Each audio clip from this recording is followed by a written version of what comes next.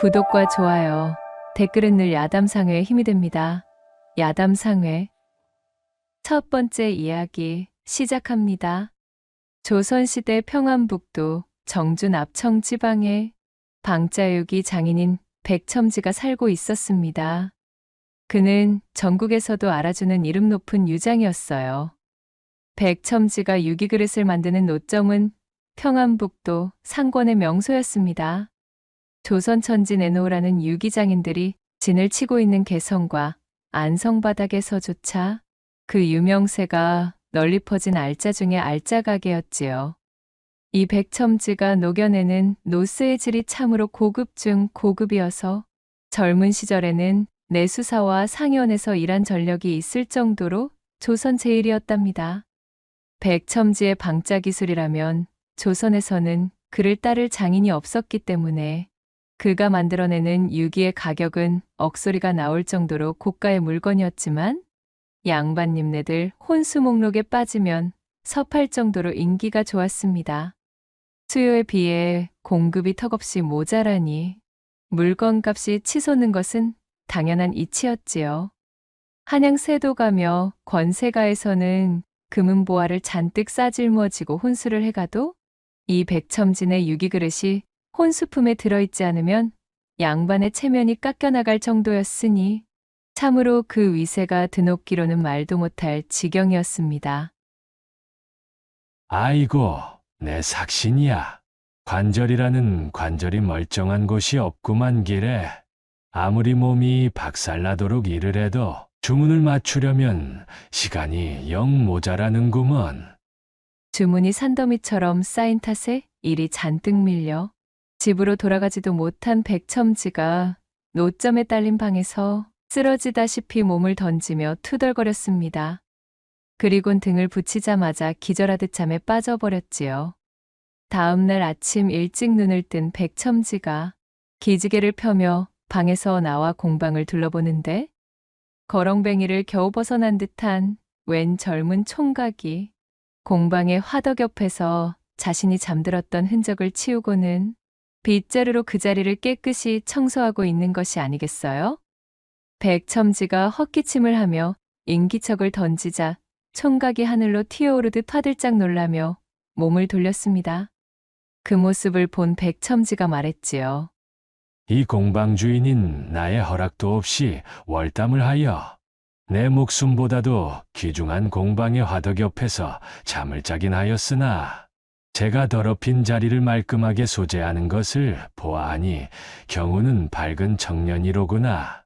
그래, 무슨 사연인지는 모르겠으나 마땅히 기거할 곳이 없다면 이곳에서 잔심부름을 하며 안목 거들어 보지 않겠느냐? 아니, 정말이십니까요? 뭐든 시켜만 주신다면 반드시 밥값을 해내보이겠구만요. 잔뜩 기가 눌려 벌벌 떨던 청년은 백첨지의 말에 고개를 들어올리며 대번에 얼굴이 밝아졌고 그날부터 거렁뱅이 청년 강보는 백첨지의 노점 가게방에서 숙식하며 낮이면 기운 좋게 풀무지를 하는 것으로 거지 신세를 벗어나게 되었습니다. 아버지, 오늘도 녹그릇을 잔뜩 만들었나요? 궁금한데 어째서 나에게는 보여주지 않으려고 하시는 거죠? 제가 계집아이라 그래요? 백첨지에게는 보연이라는 이름의 무남동녀 외동딸이 있었습니다. 노쇠와 한 몸으로 지내던 백첨지에게는 눈에 넣어도 아프지 않을 소중한 여식이었지요. 왈가닥의 기질을 가지고 있던 이 보연은 틈만 나면 공방으로 들이닥쳐 제 아비가 일하는 모습을 구경하고는 하였는데 어느 날 공방에 들렀다가 대뜸 풀무질에 여념이 없는 강보를 발견하고는 외쳤습니다. 어랍쇼. 뭐야? 누군데 우리 아버지의 공방에서 풀무질을 하고 있는 거야? 강보가 공방에서 숙식하여 아무리 꾀죄죄한 꼬락서니를 지니고 있기로서니 초면부터 바로 천대하는 태도를 보이자 강보는 어이가 없었습니다. 이거사 왔으면 일하는데 방해되지 않게 얌전히 구경이나 하다가 갈 것이지. 어쩌자고 일하고 있는 강보를 귀찮게 구는 게냐. 강보? 아니, 아버지. 이 강보라는 사람이 언제부터 여기서 일한 거예요? 어이구, 그건 내가 알아서 무엇하게. 거 불무지라는데 방해하지 말고 이리 비켜서 거라. 그나저나 너는 어찌 이리 공방을 자주 오는 게야? 논물이라도 튀면 어쩌려고 그러냐? 어이구, 못 말리겠구만. 보현의 무례한 등장에 기분이 그리 유쾌하지는 않았지만 자신을 거두어준 백첨지의 여식임을 알게 된 강보는 퉁명스러운 태도를 보이는 보현을 한번 슥 훑어보고는 아무런 대꾸도 없이 제 일에 열중하기 시작했지요. 보현은 화덕의 열기로 발그스름해진 뺨을 잔뜩 부풀리며 뾰루퉁해져서는 그런 강보의 뒷모습을 물끄러미 보다 말고 흥 하고는 몸을 돌려 공방에서 나가버렸습니다. 노쇠를 만들기 위해 용로에 합금을 할 때 가장 중요한 것은 바로 구리와 주석의 비율이었습니다. 그리고 그 황금 비율은 공방에서 오로지 백첨지 혼자만 알고 있는 특급 비밀이었지요.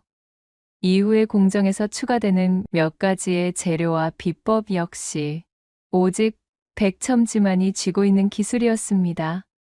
백첨지의 노점에는 종업원이 10댓 명이나 되었지만 방자를 두드리고 펴며 완성품으로 다듬어내는 기술도 마지막 마무리는 항상 백첨지의 몫이었습니다. 백첨지는 쉽사리 자신의 비결을 내어주지 않았어요.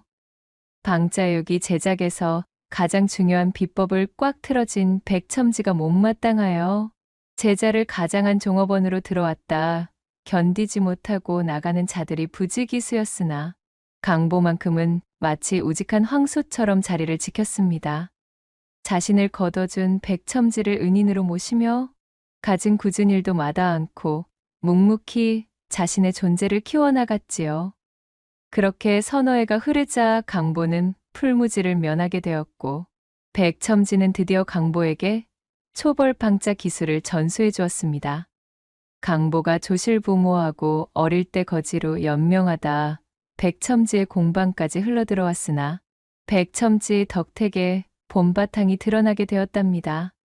얼굴은 이목구비가 훤칠해 제법 날카롭게 빠졌으며 연일 망치와 풀무로 다져진 상체는 어느새 근육이 붙어 떡하니 벌어졌습니다. 또한 키는 자그마치 팔척에 가까워졌으니 참으로 듬직하고도 근사한 사내가 되어 노점 근처 장터에서는 이 강보를 모르는 상인이 없을 지경이 되었습니다. 예전에는 백첨지의 방자유기를 구경하려 모여들었던 귀부인들이 어느덧 구석에서 망치질을 하고 있는 강보를 보기 위해 모여들 정도였지요. 어머나, 참으로 이런 공방에 처박혀서 논물이나 튀기고 있기에는 퍽 아까운 청년일세. 천한 유장질은 그만두고 우리 집 머슴으로 났었으면 알맞겠구만. 아니, 이 여편네가 채통머리 없이 이 무슨 망발이신가. 하지만 그 의견에는 나 역시 적극 동조하는 바이네. 중년의 여인들이 농을 던지며 깔깔 웃음을 터뜨렸으나 강보는 별일도 아니라는 듯 제 일에만 열중할 뿐이었습니다. 그리고 노점에서 저만치 떨어진 골목길 어귀에서 그런 강보를 물끄러미 허나 그윽하게 애가 타는 눈길로 바라보고 있는 한 여인이 있었으니 그녀는 바로 백첨지의 여식 보현이었지요. 보현은 공방에 놀러오는 사이 훌쩍 사내가 되어버린 강보에게 어느새 크나큰 연심을 품게 된 것이었습니다. 강보 저 자식 언제 저렇게 훤칠해져서는 말이야. 처음 이곳에 흘러들었을 때는 그야말로 거렁뱅이 몰골을 벗어나지 못하였거늘 언제 저리도 근사한 사내가 되었다지? 보현은 마른 침을 꿀꺽 삼키며 강보의 주변에서 질척거리고 있는 중년 귀부인들을 향해 인상을 쓰며 이를 갈았지요.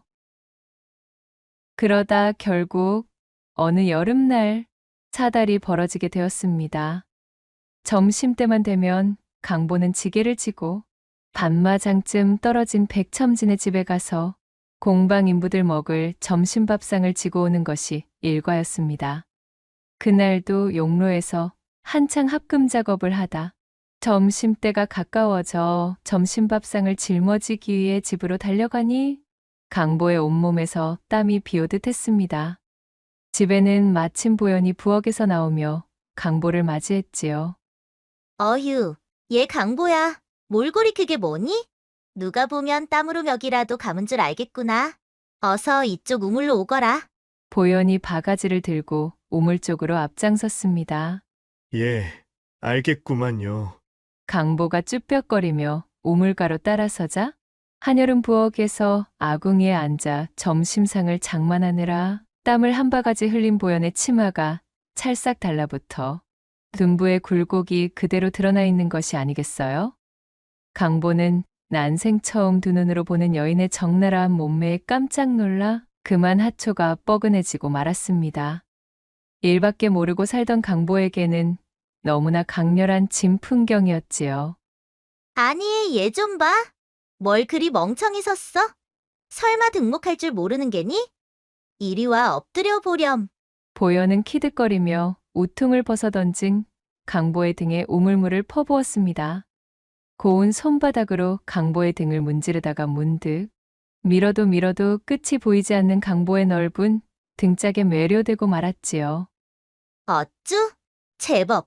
익은 홍시빛깔이 된 얼굴로 곁눈질을 하던 보현이 침을 꼴깍 삼키며 강보의 앞가슴 쪽도 물을 뿌리며 문지르자 콧바지를 뚫을세라 강보의 대들보가 공중을 향해 발포할 기세로 쿵쾅거렸습니다. 맙소사. 저게 대체? 보현은 자신의 눈을 의심했지요. 제 눈으로 목격한 강보의 육중한 대들보는 그간 보현이 억눌러 오던 인내심을 박살내기에 충분한 것이었습니다. 에라이, 모르겠다. 이리 따라오거라. 그 길로 보현은 강보에게 달려들고는 그를 부엌 뒤쪽으로 끌고 가 치마를 깔아두고 불타오르는 용광로 속에서 녹아내리는 쇳물 마냥 어우러지고 말았지요. 불꽃 같은 청춘 남녀의 화라산 같은 거사에 한여름 매미들도 무얼 아는 듯 신이나 목청껏 우러젖혔습니다. 그날 이후로 강보는 점심상을 받으러 갈 때마다 보현에게 잡혀 그냥은 돌아오지 못하는 신세가 되고 말았습니다. 그녀는 집에 아비가 없는 틈을 타서 점점 대담해져서는 제 집 부엌이며 우물 옆에 자리한 갈대밭이며 발길 닿는 곳이면 닥치는 대로 늘러붙어 누가 유기장인의 딸이 아니랄까봐 강보와 함께 용광로를 만들기 일쑤였지요. 강보는 이러다 큰일이 난다며 보현을 저지하려 했지만 그녀는 완강했습니다. 자신의 요구에 응하지 않으면 아버지인 백첨지에게 말해 강보를 공방에서 쫓아내게 만들 것이라며 엄포를 놓았습니다. 다소 과격한 방도이긴 했지만 사실 보현은 더 이상 이대로 강보를 홀로 방치해 두었다가는 기부인들의 머슴으로 팔려가 그를 잃게 될지도 모른다는 생각에 덜컥 겁을 집어먹고 이렇듯 강보를 점 찍어두려는 심산이었습니다. 강보를 향한 춘심이 너무 과해 앞뒤 잴 틈도 없이 일이 되고 말았지요. 아무것도 모르는 강보는 그저 보현의 말을 얌전히 따를 수밖에 없었답니다. 그러던 어느 날 강보가 점심상을 지고 불이 나게 노점으로 가는데 담벼락 그늘에 앉아 졸고 있던 관상쟁이가 벌떡 일어나더니 대뜸 강보의 길을 막으며 외쳤습니다. 아니, 이보게나. 자네, 나 좀 잠시 보셔야겠어. 자네의 관상이 확 변하고 말았구만 그래. 예? 그 말을 들은 강보가 깜짝 놀라 반문하고는 관상쟁이의 영감을 밀치듯 제쳐버리고 헐레벌떡 노점으로 뛰어왔습니다. 숨을 몰아쉬며 안색이 새파래진 강보를 발견한 백첨지가 무슨 일이냐 물어보니 강보는 그야말로 벼락을 맞은 표정이 되어 손살에 쳤지요. 강보는 앞이 캄캄했습니다. 관상보는 영감쟁이가 내가 사부님의 여식과 그리도 음흉한 짓을 저질러 온 것을 몽땅 알아채고 말았구나. 그 짓을 하면 얼굴이 변하는가 봐. 설마 몇 번을 하였는지도 모조리 드러나는 것은 아니겠지. 나는 이제 꼼짝없이 내쫓겨나겠구나.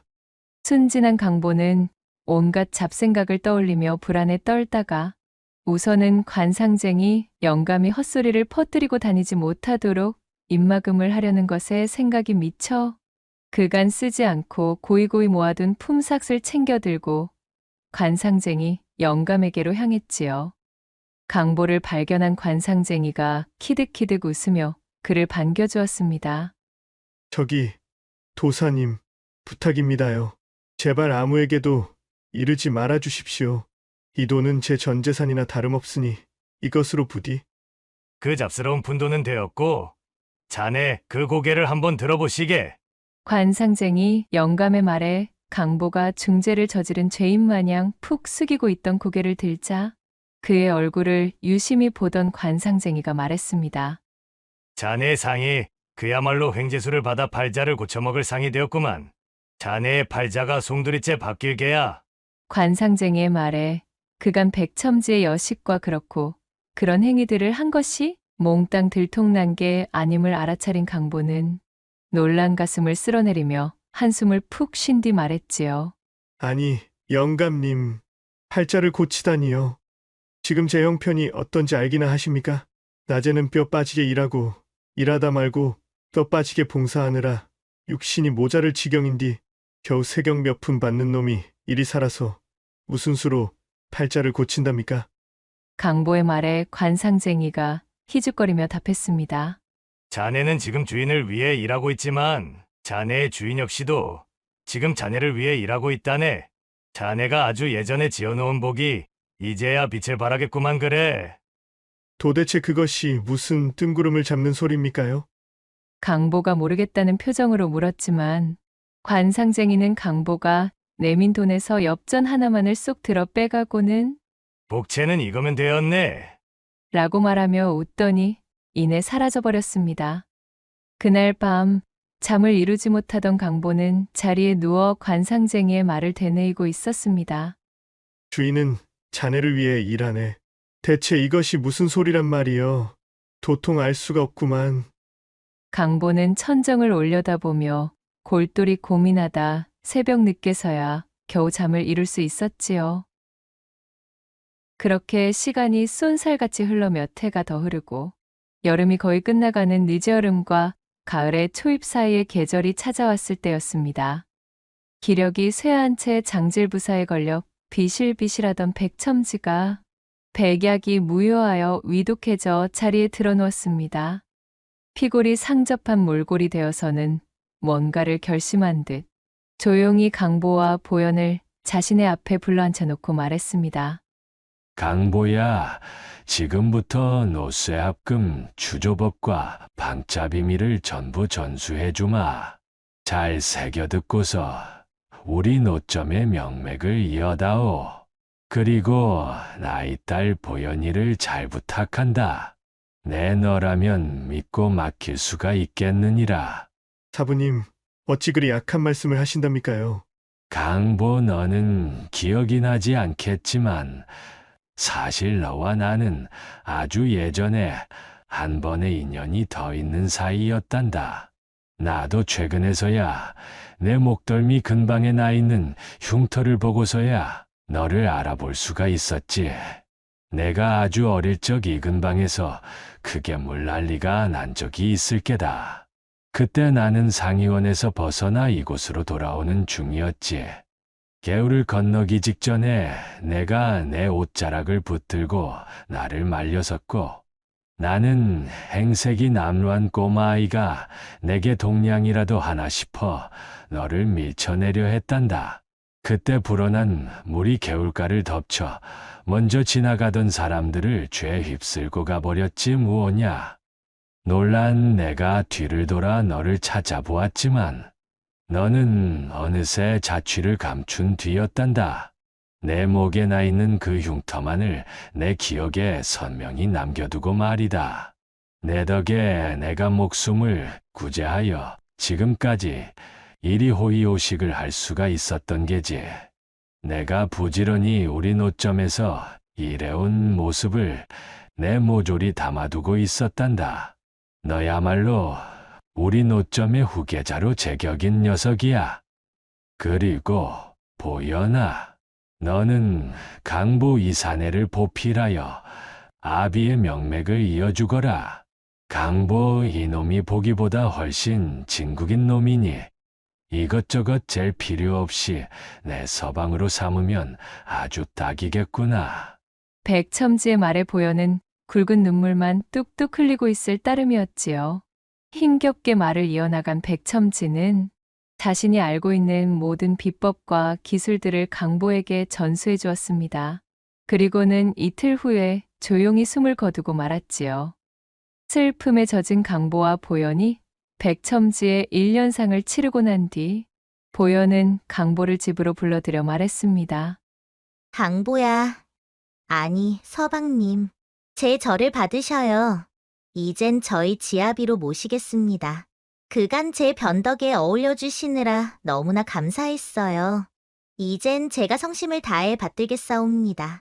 그리하여 정식으로 보현을 색시로 맞아들이게 된 강보는 백첨지의 명맥과 전통을 이어받아 방자유기장의 장인으로 발돋움하여 비루하고 가난하여 어려웠으나 타인을 도우려는 어진 마음에 대한 은덕을 받아 보현과 함께 오랜 시간을 해로하며 행복하게 지냈다는 후문이옵니다. 두 번째 이야기 시작합니다. 옛날 옛적의 조선, 봉대골이라는 작은 마을에 적당한 홍기를 맞은 처녀 한 명이 살고 있었습니다. 처녀의 이름은 월임으로 비록 풍족하지 못한 살림의 집안에서 기근에 시달리며 어렵게 자랐지만 구김살 없이 화사한 미소를 지니고 있어 마을 사람들 누구나 칭찬이 자자할 만큼 어여쁜 사람이었지요. 아주머니 안녕하세요. 어이구, 월임이 아니냐? 요거싸. 너는 어째 날이 갈수록 고와지는 것이? 코올리게 모양새던 게 엊그제였는데 이제 정말 시집가도 되겠어. 아이 참 창피하게 그런 말씀 마셔요. 저는 아직 제 부모님 곁을 떠나고 싶지 않은걸요. 얼씨구, 방금의 내 그 말 때문에 온 마을 사내들이 눈물로 소매춤을 훔치느라 야단법석이겠구나. 이렇듯 월임의 미색이 절정에 닿아 그 꽃을 활짝 피우게 되었고 전부터 그녀를 흠모하고 있던 여러 사내들의 집안에서는 좋은 조건을 앞세운 혼담들을 줄지어 밀어넣기 시작했습니다. 월임의 부모는 제 여식만큼은 풍족한 환경에서 지내었으면 하는 바람으로 딸 앞으로 들어온 혼담들을 꼼꼼하게 살펴보고 있었지요. 이처럼 봉대골을 대표하는 미인 월임을 제 마음에 품고 혼담을 넣은 사내들 중에서는 품행이 바르고 행실이 모범적인 사내들이 대다수였지만 한편으로는 어딘가 뒤가 구린 사내도 있기 마련이었습니다. 그중 가장 악질인 사내가 있었으니 관군들의 대대적인 토벌을 피해 산중에서 도망쳐 나온 도적 출신의 양수가 그 주인공이었지요. 그는 산에서 도망 나와 신분이 들킬 것을 우려해 여기저기 떠돌던 중이었습니다. 어느 날 붕대골까지 흘러든 양수가 고을에서 얼마 떨어지지 않은 산중에 버려진 작은 암자를 발견하였어요. 암자가 꽤 오래 방치되었다는 것을 알아차린 양수는 그 즉시 꾀를 내었습니다. 절간에 버려진 낡은 승복을 주워 입고는 제 머리를 밀어 승려로 위장하였지요. 그리하여 탁발승 노릇을 하며 고을로 내려와 시주를 받아 생활하고 있던 터였습니다. 여느 때와 마찬가지로 양수가 승복을 뒤집어 쓰고 시주를 받으며 봉대골 여기저기를 돌아다니던 중 우연히 월임의 집에 방문하였다가 월임을 처음 보고는 그만 첫눈에 반해버렸던 것이었습니다. 어머, 스님. 뒷산 폐암자에 새로운 스님께서 기거하신다 들었는데 그것이 스님의 이야기셨군요. 만나 뵙게 되어 반갑습니다, 스님. 양수를 발견한 월임이 합장하며 반갑게 그를 맞이했습니다. 입을 벌리고 월임을 바라보고 있던 양수가 당황하여 그제야 탁발승 흉내를 내었지요. 나 나무 아미타불. 그러니까 그것이 예 맞습니다. 제가 바로 봉대골에 새롭게 불도를 전하고자 당도한 승려이지요. 조승에게 자비를 베푸시어 시주 좀 부탁드리려만. 얼빠진 얼굴로 월임을 바라보다 아차 싶었던 양수가 헛기침을 하고는 합장을 하며 말했지요. 월임은 아무런 의심 없이 양수를 탁발승으로 오인하였고 집안에서 먹을 만한 것을 조금 가지고 나왔습니다. 이거 시죽거리가 변변찮아 면목이 없습니다, 스님. 그리 형편이 넉넉한 집안이 아니라서요. 아니요. 무슨 그러한 말씀을. 부처님께 자비를 보이는 일에 경중이 어디 있겠습니까? 그럼 감사히 받겠습니다. 워림은 양수를 향해 밝게 웃어 보이며 꾸벅 인사를 하였고, 양수는 워림이 내민 먹거리를 시주 주머니에 담으며 그녀의 환한 미소에 넋을 잃고 말았습니다. 워림의 집을 나와 먼 골목으로 접어들자 양수는 마치 초연에 빠진 사춘기의 소년이 된 기분이 되어 콩닥거리는 심장을 부여잡고는 중얼거렸지요. 이거야 원! 산전수전 다 겪으며 수라장을 헤쳐온 내가 겨우 계집 하나에 이리도 정신을 놓는 경우가 생기다니 세상 참 오래 살고 볼 일이로구만. 그나저나 그 미모가 상당히 훌륭하던데 어떻게 방법이 없으려나? 재버릇해 못 준 도적 출신의 양수가 온갖 망나니스러운 생각들로 머리를 가득 채워보았지만 지금의 가짜 탁발승 처지로는 워림에게 무엇을 해볼 방도가 없었습니다. 양수는 입맛을 쩝 다시며 워림의 집을 돌아보았습니다. 저만치서 집으로 들어가는 그녀의 뒷모습을 눈에 담은 후 떨어지지 않는 발걸음을 옮겼지요. 그날 이후 워림에게 단단히 빠져버린 양수는 틈만 나면 시주를 가장하여 워림의 집 근처를 배회하기 시작했습니다. 어느 날 양수가 다른 집에서 시주로 받은 인절미를 들고 워림의 집 앞으로 찾아왔습니다. 워림에게 맛있는 인절미를 나눠줄 생각으로 잔뜩 들떠 보였지요. 그녀의 집 담벼락에서 얼쩡대고 있으려니 담 너머 안쪽에서 워림과 그녀의 어머니가 대화하는 목소리가 들려왔습니다. 얘야, 그래서 어느 집 혼담에 응할 것인지는 따로 정해둔 것이 있느냐? 어머니 저는요. 저 아래 물레방아 옆집의 최씨 아저씨네 둘째 아들이 제일 괜찮은 것 같아요. 오냐? 그래, 이 어미의 생각도 그러하구나. 아무래도 적당히 살림살이도 번듯하고 밥 굶을 일도 없는 데다가 또 너무 형편이 차이가 나서 시집살이를 하느라 시달릴 만한 집도 아니고 말이야. 사실 혼인 따위는 아무래도 좋은데 저는 아직 이 집을 떠나고 싶지 않은걸요. 이 집에서 어머니와 함께 지내고 싶은데. 으이구 이거사, 혼담도 다 때가 있는 법이고 혼기도 놓치면 다시는 돌아오지 않는 법이란다. 젊음은 마냥 너의 곁에 머무는 선물이 아니니 그런 소리 일랑 접어두고 괜찮은 조건의 혼담이 들어올 때 미루지 말고 얼른 날짜를 잡자꾸나. 내 매파 할멈에게 근시일 중으로 우리 집에 들르라 전해놓으마. 알겠어요, 어머니. 본의 아니게 두 사람의 대화를 엿듣게 된 양수는 당장 발등에 불이 떨어진 기분이었습니다.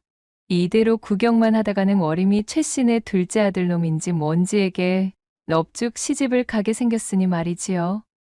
자신은 워림에 대해 아무런 자격도 없지만 그렇다고 순순히 그녀를 빼앗기고 싶은 마음은 전혀 없었던 양수는 궁리를 거듭하던 끝에 한 가지 묘책을 떠올렸습니다.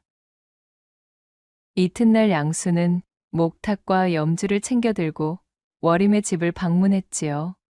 주어들은 연부를 기세 좋게 읊조리며 시원스레 목탁을 두드리던 양수는 소리를 듣고 사립 밖으로 나와 본 워림의 어미를 향해 호들갑을 떨기 시작했습니다. 나무아미타불 관세음보살. 모른 척 지나가려 하여도 집안에 달라붙어 있는 애끼가 원혼이 너무도 강렬하여 도저히 발이 떨어지지 않는구나. 아니 스님, 그것이 무슨 말씀이십니까요? 애기라니요? 난데없는 불길한 소리를 내뱉는 스님의 연불 소리에 워림의 어미는 놀란 눈으로 반문했습니다. 그녀가 미끼를 물자 더욱 신이 난 양수는 엄살 섞인 몸짓으로 목탁을 두드렸지요. 애끼라 함은 모름지기 엄청난 원한을 품고 스스로 유명을 달리한 뒤 제 꼬락서니와 똑같이 당할 희생자를 물색하여 저승길에 내려가고자 혈안인 그야말로 악독한 원혼. 보살님의 집터에 그 지독한 애끼가 달라붙어 있구려. 양수가 흥이 오른 거짓부렁으로 엄포를 놓아대자 워림의 어미는 사색이 되고 말았습니다. 그녀는 양수의 소매자락을 붙들고 말했어요. 아니 스님, 설마 우리 집에 무슨 병고를 가져오는 것은 아니겠지요? 그간 지독히도 가난하게 지내오면서 이제야 겨우 딸아이 혼담으로 형편이 조금 밝아지나 싶던 차에 대체 이게 무슨 소동인지 모르겠습니다요. 바로 그것이 문제입니다. 아무래도 원혼의 주인이 시집을 가지 못하고 떠난 손말명이라 이 집안의 따님을 길동무로 삼으려 하고 있어. 말을 잇지 못하고 새파랗게 질린 얼굴로 입만 벙긋거리는 월임의 어미를 보자 양수는 속으로 쾌재를 부르며 이거다 싶었습니다. 하나뿐인 여식의 경사스러운 혼담을 앞둔 월임의 어미가 양수에게 제발 도와달라 간청하였습니다. 양수는 두 눈을 감고 목탁을 두드리며 깊은 한숨을 내쉬었지요. 물론 속으로는 새어나오는 웃음을 억지로 참느라 혼쭐이 나던 중이었습니다. 참으로 안타까운 이야기지만 이 애끼는 그리 간단한 방법으로 퇴치할 수 있는 수준의 것이 아니외다. 양수가 거드름을 피우며 버티고 있으니 결국 월임의 어미는 땅바닥에 주저앉으며 애원하기 시작했습니다. 스님, 무엇이든지 알 터이니 제발 제 딸 좀 살려주십시오. 아직 꽃도 피워보지 못한 저 어린 것이 부모 잘못 만나 지금까지 고생만 하며 살아왔는데 이제서야 혼사를 앞두고 허리 좀 펴나 하는 와중에 참말로 이게 무슨 청천벽력 같은 소리십니까요? 월임의 어미는 목 놓아 눈물을 흘리며 소리쳤고 양수는 한쪽 눈으로 실눈을 뜬 채 그녀를 힐끗 내려다본 뒤 헛기침을 하며 무겁게 입을 열었습니다. 방법이 아예 없는 것은 아니외다. 애끼에게 곁을 내주지 않을 만한 법력을 지닌 사람과 짝을 이룬다면 따님의 신변에는 아무런 해도 없을 것이오. 그의 말에 월임의 어미가 눈을 번쩍 뜨고 자리에서 일어나 물었습니다. 스님, 그러한 법력을 지닌 사람이 대체 누굽니까요? 어지간한 범인이 그런 신통력을 지닐 리가 없지 않습니까? 물론 그러합니다. 예컨대 저같이 오랜 기간 수행을 쌓은 숙녀 정도가 그런 능력을 가지고 있다 할 수 있지요? 네, 아니 스님, 혹시 그렇다면 예, 맞습니다. 따님을 제게 내어주셔서 혼사를 치르게 되면 이번 애끼는 어떻게 막아볼 수 있을 듯도 합니다만. 허나 스님, 출가하신 분이 어찌 혼인을 하실 수가? 월임의 어미가 살며시 의심의 눈초리를 보내자 양수는 버럭 기세를 높여 대꾸하였습니다. 물론 실제로 혼인을 하는 것은 아니지요. 그저 혼인의식을 가장하여 원혼의 눈을 속이며 또한 그것을 징표 삼아 애끼의 접근을 막자는 것입니다. 아무튼 천기라 할 만한 유일한 방법을 알려드렸으니 어떠한 결정을 내리든 그것은 이 집안 사람들의 자유겠지요? 아무튼 따님의 명줄은 바로 보살님의 결정에 달려있음을 유념하시기 바랍니다. 양수는 오히려 언짢다는 듯 이야기하였고 월임의 어미는 난색을 표하며 입을 다물고 말았습니다. 마지막 쐐기를 박을 차례라 여긴 양수가 거드름을 피우며 말했어요. 선택은 빠르면 빠를수록 좋으니 부디 신중하게 고려해야 할 것이오. 저는 내일 아침이면 이 봉대골을 떠나 수행길로 오를 예정이니 내일 다시 들러 부인의 결정을 들어보겠습니다. 이 말을 끝으로 양수는 목탁을 두드리며 돌아가 버렸고 가짜 탁발승의 뒷모습을 눈으로 쫓던 월임의 어미는 망연자실한 표정으로 굵은 눈물만 뚝뚝 흘리고 있었습니다. 그날 밤 월임의 어미는 제 딸의 목숨을 구하는 일이라는 생각에 결국 마음을 정했습니다. 사정을 전해들은 월임 역시 의연한 모습을 보이려 애썼지만 벅차오르는 슬픔까지는 차마 감출 수 없었지요. 탁발승에게 시집을 가야만 하는 이 운명의 장난 같은 현실에 한숨이 나왔습니다. 어머니, 너무 슬퍼하지는 마셔요. 제 팔자에 정해진 운명이 그러하다면 어쩔 수 없이 따라야지요. 저는 괜찮을 거예요. 자신의 어미가 슬퍼할 것을 염려해 아무렇지 않은 척하는 딸의 마음을 알기에 월임의 어미는 붉어지는 눈시울을 감추지 못했습니다. 그렇게 야속한 시간이 훌쩍 흘러 다음 날이 되었고 양수가 등에 뚜껑이 달린 커다란 망태를 짊어지고 월임의 집에 나타났지요. 길을 떠날 채비를 끝낸 월임이 제 부모와 마지막 인사를 나누고 있었습니다.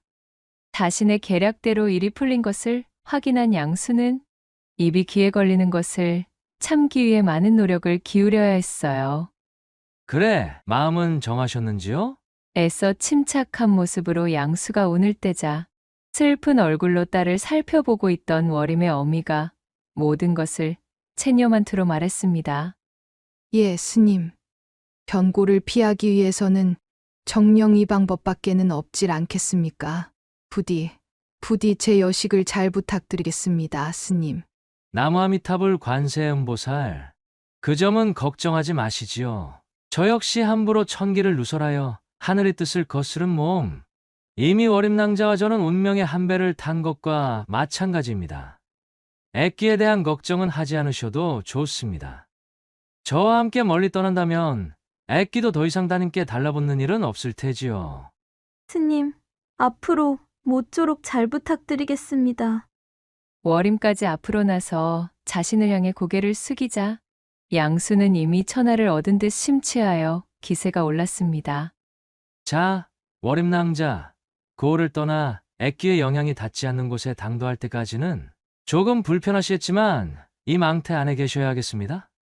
이는 당연히 양수의 거짓말로 눈에 띄는 미인인 워림을 데리고 봉대골을 빠져나가다가는 고을 사람들의 쓸데없는 이목을 끌어 제 계략이 들통날 것을 우려했기에 고민 끝에 이런 술책을 쓰게 된 것입니다.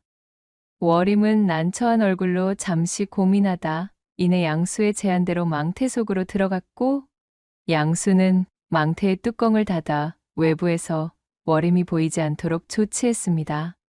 그는 마지막으로 워림의 부모와 인사를 나눈 뒤 두 다리에 잔뜩 힘을 실어 워림이 들어있는 망태를 등에 메고 발걸음도 가볍게 걸음을 옮겼습니다. 자신도 모르게 콧노래를 흥얼거릴 뻔한 것을 겨우 참아 그는 워림네 집이 시야에서 사라질 때까지 축지법이라도 깨우친 승려 마냥 부지런히 걷고 또 걸었습니다. 얼마나 시간이 지났을까요? 건넌마을 나루터에 당도하기 위해 가장 빠른 산길에 들어선 양수는 망태의 무게도 잊은 채 머릿속에서 온갖 상상의 나래를 펴고 있었습니다.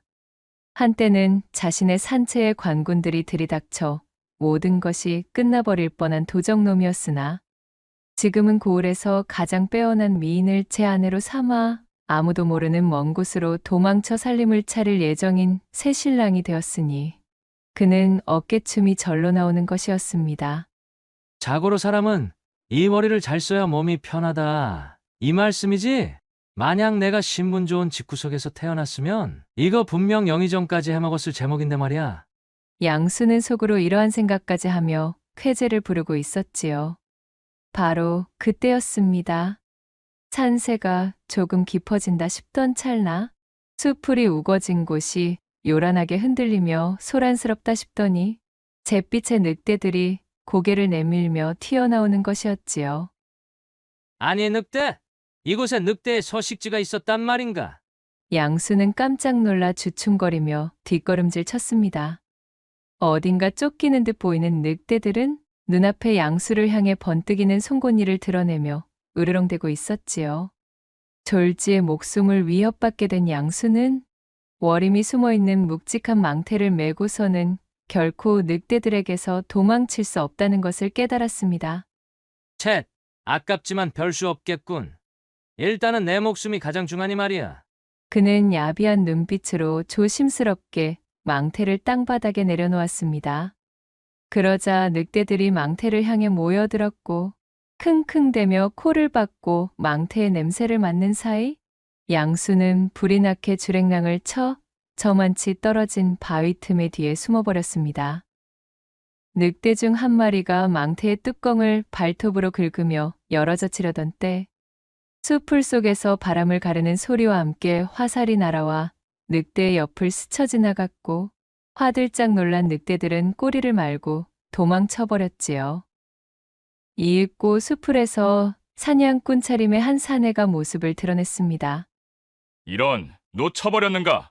오래간만에 근사한 사냥감을 발견했거늘 이거 아깝게 되어버렸구먼. 그는 바로 이 늑대들을 뒤쫓던 건넌마을 사냥꾼이었습니다. 달아난 늑대들의 발자취를 쫓으려던 사냥꾼은 문득 주변과는 전혀 어울리지 않는 커다란 망태를 발견하였고 이를 이상하게 여겨 망태의 뚜껑을 열어보았지요. 어이쿠. 망태 속을 들여다본 사냥꾼은 몹시 놀라 엉덩방아를 찧었습니다. 눈물을 글썽이며 울고 있던 워림이 들어있었으니까요. 대관절 이것이 무슨 일이오? 아니 어쩌자고 이 깊은 산 중에 홀로 망태 속에 들어가 계시는 게요?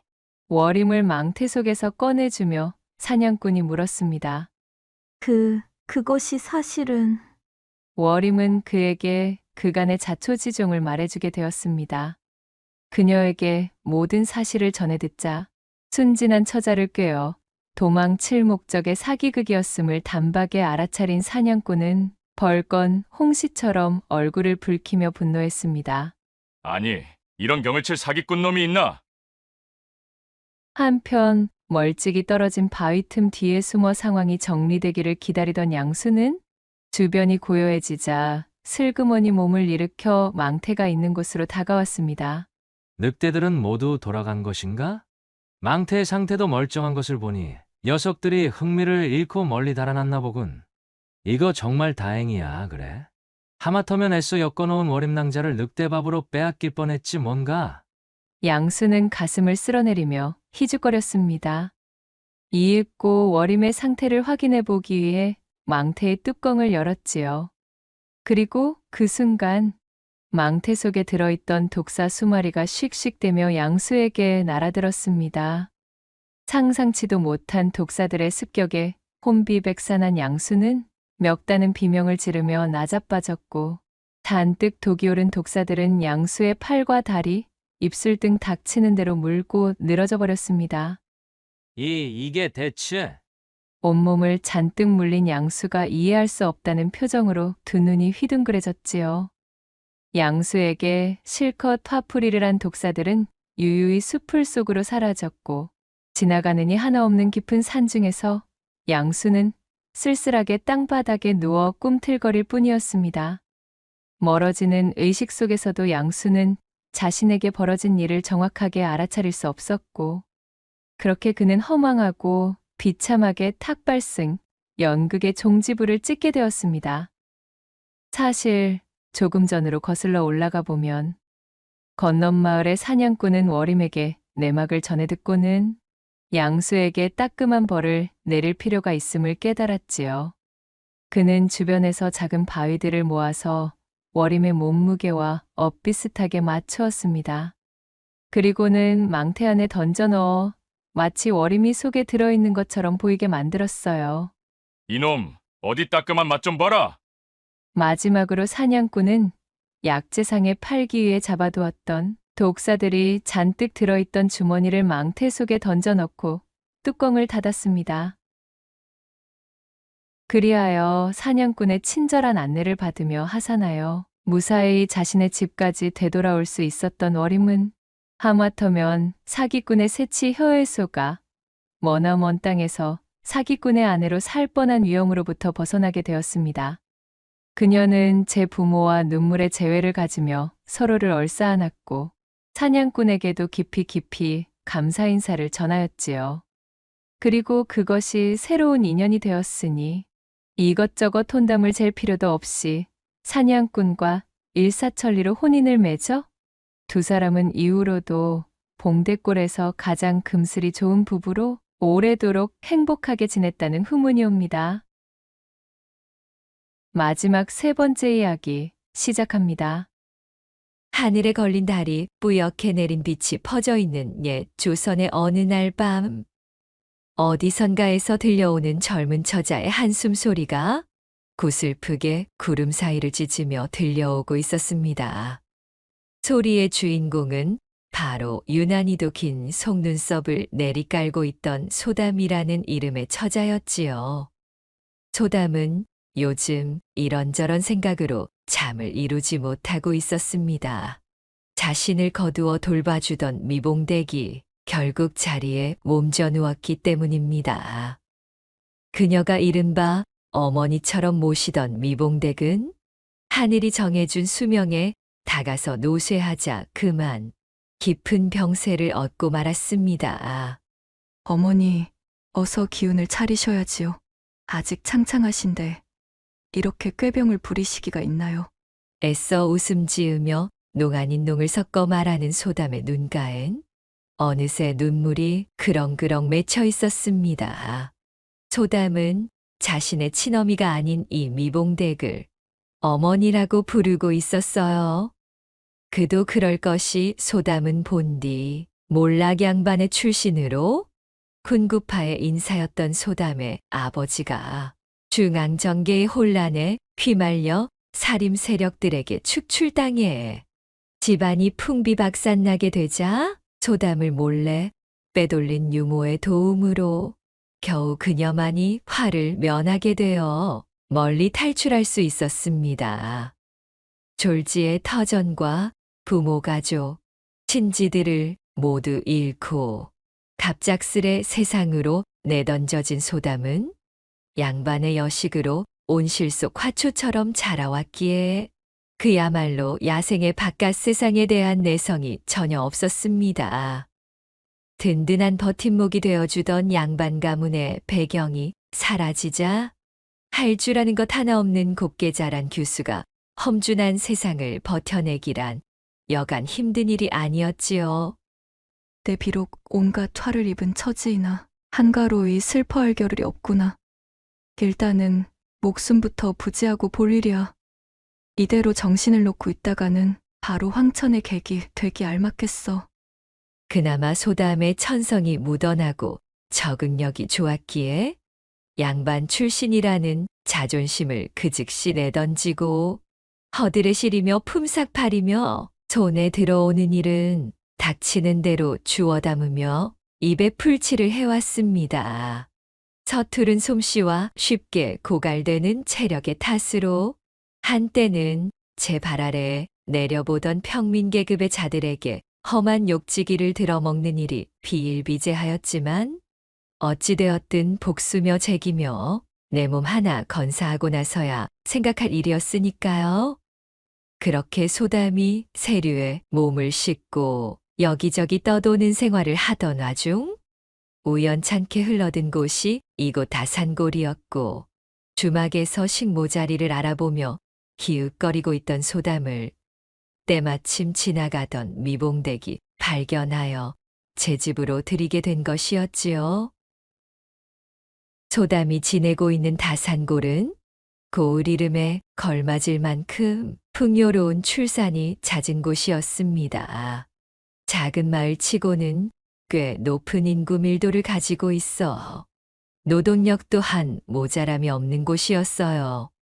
다산골에는 네 집에서 산통이 시작됐다 하면 한 걸음에 달려가 아이를 받아내던 솜씨 좋은 산파가 있었는데 그 산파가 바로 미봉댁이었습니다. 미봉댁 역시도 어린 나이에 조실부모하여 홀로 자라본 경험이 있었기에 우연히 마주친 소담을 딱하게 여겼던 것입니다. 거지몰골의 소담을 집으로 데려온 미봉댁은 그녀의 시시콜콜한 사정은 따지고 묻지도 않았습니다. 그저 소담이 힘든 사연을 내려놓고 마음 편히 지낼 수 있도록 보살펴 주었지요. 때마침 산통이 시작된 산모들이 많아져 일손이 부족하기도 하였기에 그렇게 미봉댁에 기거하며 산파일을 도우며 살게 된 소담이었습니다.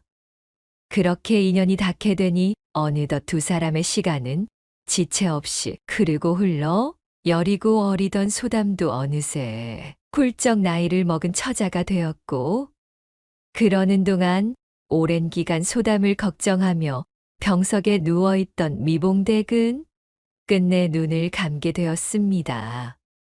일면식도 없는 저를 거두어 그간 돌봐주시는 애 절대로 잊지 않을게요.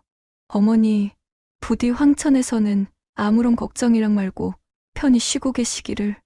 미봉댁의 장례를 융숭이 치른 소담은 자연스레 미봉댁의 일을 이어받아 다산골의 산파로 자리를 잡게 되었고 그렇게 꽃다운 나이가 무르익어도 시집갈 생각 하나 없이 자신을 보살펴준 미봉댁의 명맥을 잇는 것만을 중히 여길 뿐이었지요. 장성한 소담은 얼굴 전반에 차가운 기운이 돌고 어린 나이서부터 많은 일을 겪은 탓에 말투는 조금 쌀쌀맞았지만 백옥처럼 고운 낯빛에 그 이목구비 또한 단정했어요. 특히 여느 여염집 안악들과는 달리 허리가 매우 잘록하여 마을 사내들의 눈길을 한 몸에 끌고 있었습니다. 그러나 소담에게 그들의 시선은 거추장스럽고 불편한 간섭일 뿐이었지요. 간혹 밖으로 외출이라도 나갈 때면 눈을 바닥에 내리깔고 다녔고 누군가 소담에게 말이라도 건네면 예와 아니요 식의 단답형 대답만 쌀쌀맞게 돌아올 뿐이었습니다. 그러나 이것이 또 희한하게도 마을의 사내들에게는 색다른 매력으로 작용해 소담의 집은 늘 그녀와 혼담을 맺고 싶어하는 사내들의 시주를 받은 매파의 방문이 끊이지 않았답니다. 이보게, 소담 처자 집에 있는가? 돌아가셔요. 일 없습니다. 시집 같은 것은 가고 싶지도 갈 생각도 없으니 그리 하셔요. 매파가 들이닥쳐 혼담의 이야기라도 꺼낼라 치면 소담은 등을 때밀며 매파를 문 밖으로 쫓아냈습니다. 사실 이처럼 소담이 꽉 찬 나이에도 시집을 가지 않으려는 연유가 있었어요.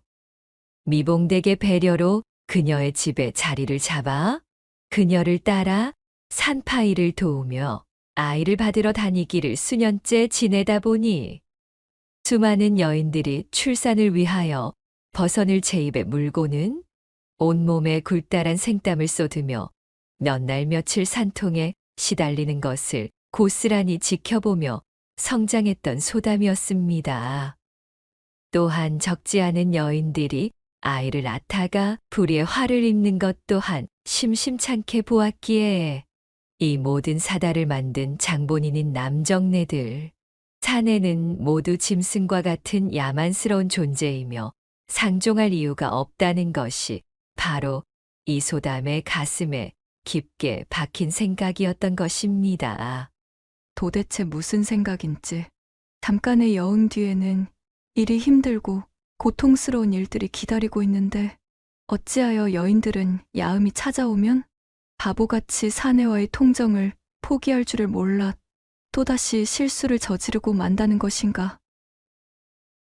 다산골 최고의 철옹성인 소담이 이렇게 단단한 수비벽을 치고 사내 보기를 돌멩이처럼 대하였지만 굳게 닫힌 성문을 열고 그 안에 숨겨진 깊은 우물을 탐하려는 짐승들은 항시 있기 마련이었으니 다름 아닌 다산골 천하의 한량으로 통하고 있던 오진사였습니다.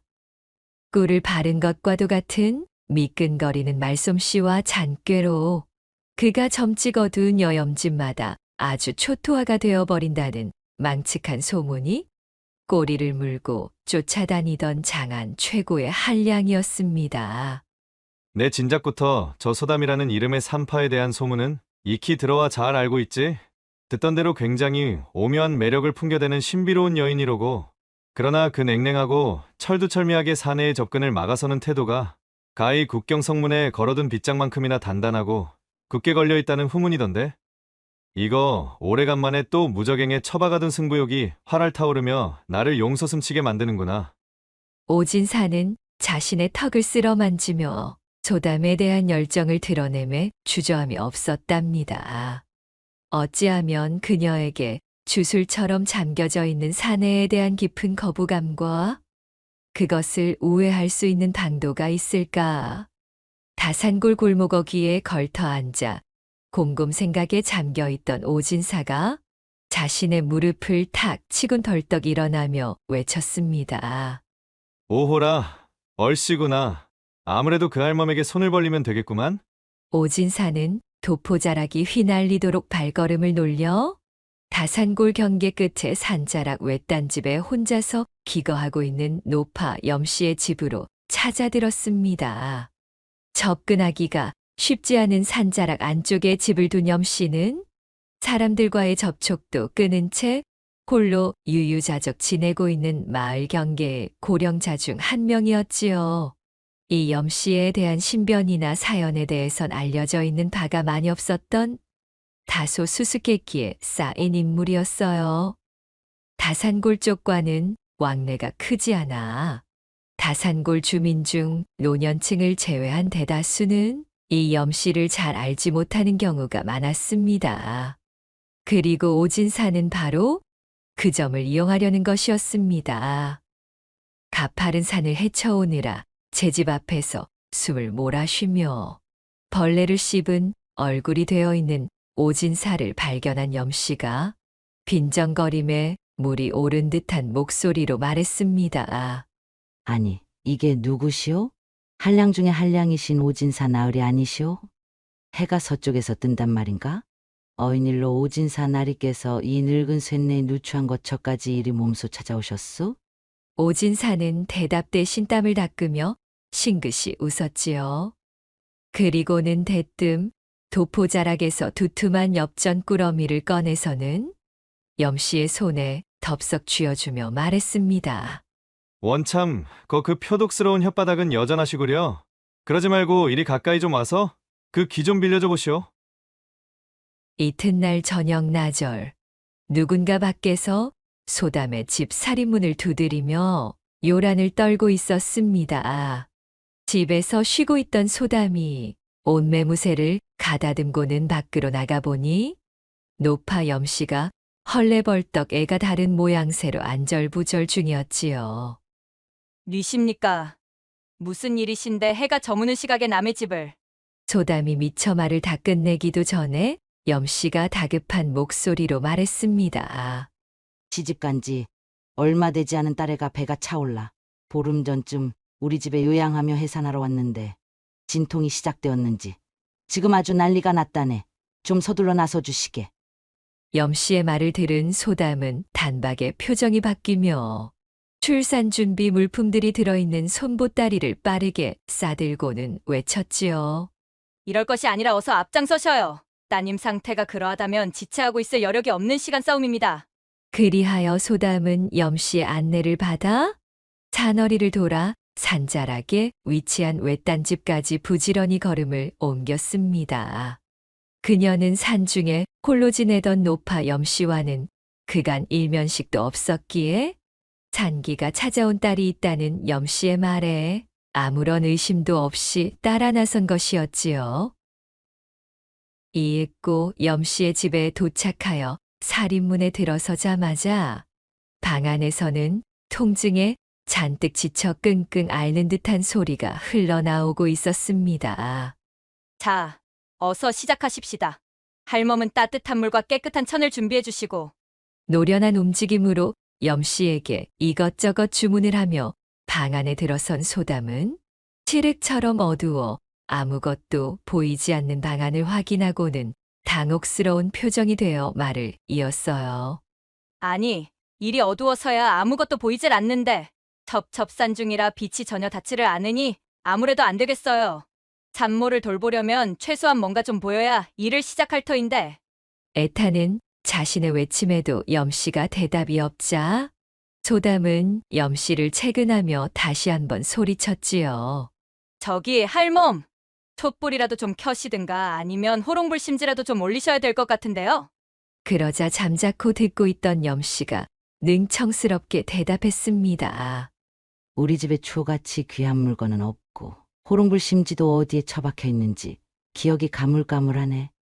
내 밖에서 찾아볼 터이니 일단 손으로 더듬어가며 시작해 보시게.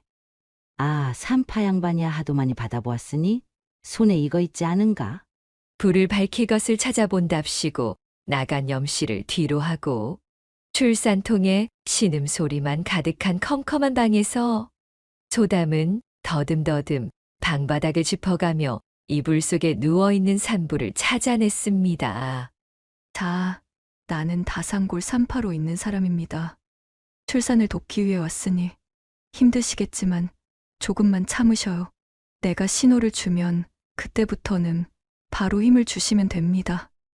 어둠이 내려앉은 방 안에서 아무것도 보이지 않는 상태였지만 그간의 경험과 노련미로 소담은 손끝에 신경을 집중하여 산부의 배 부위를 찾아 쓰다듬었습니다. 태아의 상태를 확인하기 위해서였지요. 헌데 무언가 이상했습니다. 산부의 배가 출산을 앞둔 사람치고는 그닥 부르지 않았던 것이지요. 이를 이상하게 생각한 소담은 고개를 갸웃거리며 산부의 호치마를 주섬주섬 걷어 올렸습니다. 산부의 허벅지가 손끝에 느껴졌고 이윽고 무성하게 자라있는 수풀 속에서 부드럽고도 생경하니 물컹한 감촉이 손에 들어왔습니다. 소담은 그야말로 깜짝 놀라고 말았습니다. 아니, 벌써 아이가 나오고 있는 겁니까? 방안이 칠흑이니 아이의 어느 부위인지 확인할 길이 없네? 할멈, 불을 밝힐 것은 아직이요? 서둘러 주셔요. 소담이 다급하게 염씨를 부르며 허리를 굽혔으나 방 밖에서는 감감무소식이었지요. 아니, 뭐 저 따위 어미가 다 있어? 제 여식의 출산인데 저리도 무심하다니.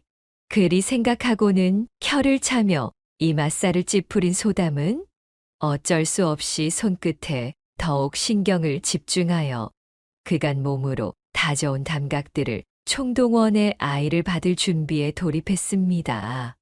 어머, 내가 왜 이러지? 생전 처음 느껴보는 신묘한 기분이 되니 어쩐지 참으로 요상하구나. 이날 이때까지 소담이 제 손으로 받아본 아기가 수도 없거늘 이번에 아기는 참으로 신통하고도 요상하기 짝이 없었습니다. 여전히 빛 한 줄기 들어오지 않는 시커먼 어둠 속의 방 안에서 감각에만 의지한 채 한껏 용을 쓰며 손을 놀려 아이를 덥석 쥐어들자 마치 번개가 직격으로 내리치기라도 하듯 소담의 온몸을 짜릿하니 불꽃으로 휘감는 듯 흐른 것이었지요. 도대체 이게 무슨... 소담은 다리에 힘이 빠지고 등줄기로는 식은땀이 타고 흘렀습니다. 온몸은 불덩어리가 되어 잔뜩 상기되었어요. 정신을 가다듬고 다시 한번 아기를 만지던 소담은 한 번 더 놀라지 않을 수가 없었습니다. 자신의 손에 축축히 만져지는 이 부분이 도대체 아이의 어느 부위인지 짐작조차 가지 않는 것이었지요. 아기의 머리 부분이라기엔 턱없이 작고 아기의 손이라고 하기엔 또 손가락이 하나도 만져지질 않았습니다.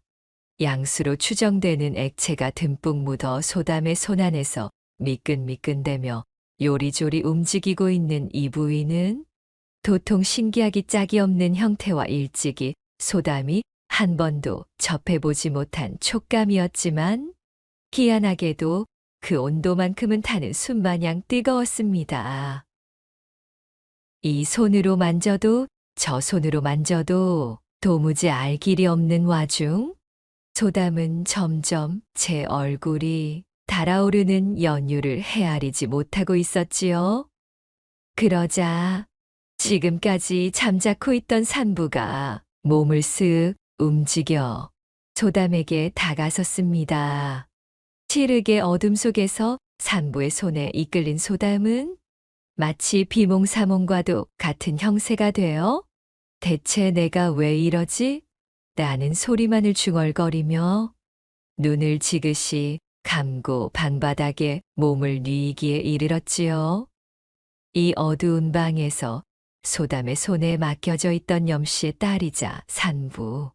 아니, 염씨를 매수하여 1년에 잘 짜여진 각본을 토대로 산부인 척 누워 있었던 사내에 이렇듯 한 번도 사내의 대들보를 경험해 본 적 없던 소담이 칠흑의 공간 속에서 그 신묘한 절구대를 처음 손으로 느껴본 감각에 잔뜩 달아오르도록 만들어버린 오진사는 자신의 계획대로 한상건아하게 차려진 이 상황을 결단코 놓칠 위인이 아니었지요. 이윽고 소담에 달뜬 옥굿을 구르는 소리가 산천을 뒤덮었고 제 몸에 일어난 불같은 변화에 정신을 차리지 못하고 있는 사이 소담은 자신도 모르게 두 팔로 오진사의 등을 감싸 안았지요. 그렇게 혹독하고도 짜릿한 폭풍이 지나갔고 한동안 까무러치듯 어두운 당바닥에 누워있던 소담이 이내 눈을 뜨고 정신을 차렸습니다. 주변에는 노파 염씨도 아이를 출산하려던 산모도 그리고 오진사도 없는 고요한 밤 공기만이 남아 있었습니다. 소담은 천천히 치마끈을 정리하며 방을 나서 바깥의 하늘을 올려다보았습니다. 야음이 짙게 깔린 산천의 차갑고 명쾌한 공기가 소담의 코밑을 간지럽히고 있었습니다. 자신의 머리를 한번 쓱 쓰다듬으며 아직도 채 가시지 않은 붉게 상기된 얼굴을 들어올린 소담은 부끄러움과 신비로움이 묻어있는 표정을 하고는 작게 중얼거렸지요. 아녀자들이 산통으로 까무러칠 때는 치더라도 이 맛을 잊지 못해 그렇게도 통정을 나누며 아이를 가지는 것이었구나. 오진사의 계략 덕에 느즈막이 음양아빌의 커다란 이치를 깨닫게 된 소담은 어쩐지 시원섭섭해진 모습이었으나 잔자락을 내려오는 그 발걸음만은 몹시도 경쾌해진 모습이었지요. 그날의 소동이 마무리되고 시간이 훌쩍 흐른 뒤 소담은 사내를 멀리하던 버릇을 고치고 고을의 건실한 사내를 맞아들이는 일에 소홀치 아니하여 인생의 행복을 함께해줄 반려를 만나 해로하게 되었으니 고을의 사내들은 소담의 혼인 소식에 눈물을 훔쳤다는 이야기가 남아 있었답니다. 한편 그날 소담에게 잊지 못할 별세계를 선사해 주었던 오진사는 드디어 목표로 하던 소담의 굳게 닫힌 성벽을 잔꾀로 열어젖힌 제 스스로를 대견히 여기다 못해 어깨에 힘을 싣고 잔뜩 기뻐하느라 염씨의 집에서 고을까지 하산하는 동안 험한 산세를 주의하지 않았지요. 제 발걸음에서 방정맞음을 주체하지 못하였으니 어찌 변고가 생기지 않았을까요? 그만 천길 낭떠러지를 피할 길 없이 실족하여 불귀에 객이 되고 말았으니 고을에서는 갑자기 자취를 감춰버린 한량 오진사에 대한 소문만이 무성하였으나 끝끝내 그를 다시 본 사람은 아무도 없었더라는 후문이 옵니다. 구독과 좋아요, 댓글로 야담상회를 응원해 주셔요. 늘 잊지 않고 야담상회를 찾아주시는 여러분들 시청해 주셔서 참으로 감사하옵니다.